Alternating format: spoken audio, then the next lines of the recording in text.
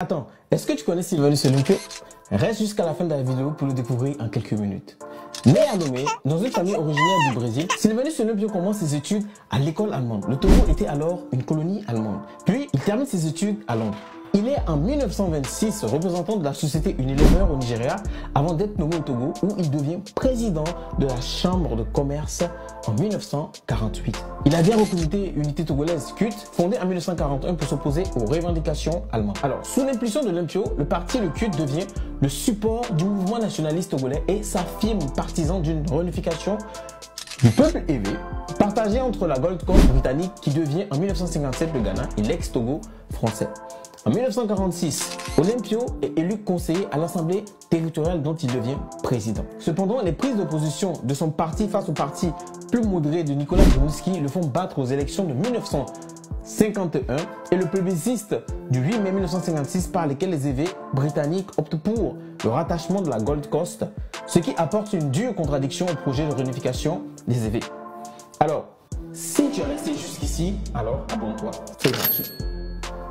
Le Togo devient république autonome le 30 août 1956, organise sous contrôle de l'ONU les élections en avril 1958.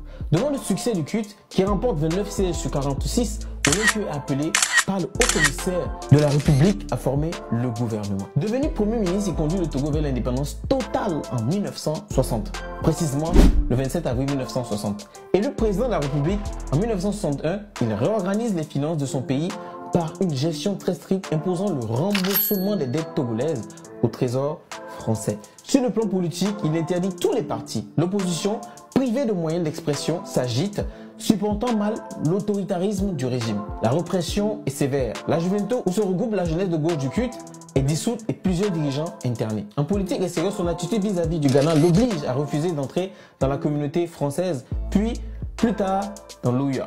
En revanche, il adhère au groupe de Monrovia. La question des évêques, toujours en suspens, reste une source de mésentente entre le Ghana et le Togo. Olympio, fidèle à sa doctrine, continue à donner asile aux évêques persécutés par Nkrumah, ce qui ne facilite pas la normalisation des rapports entre les deux pays. Isolé sur le plan intérieur comme sur le plan extérieur, Olympio est assassiné en janvier 1963 lors d'un coup d'état militaire.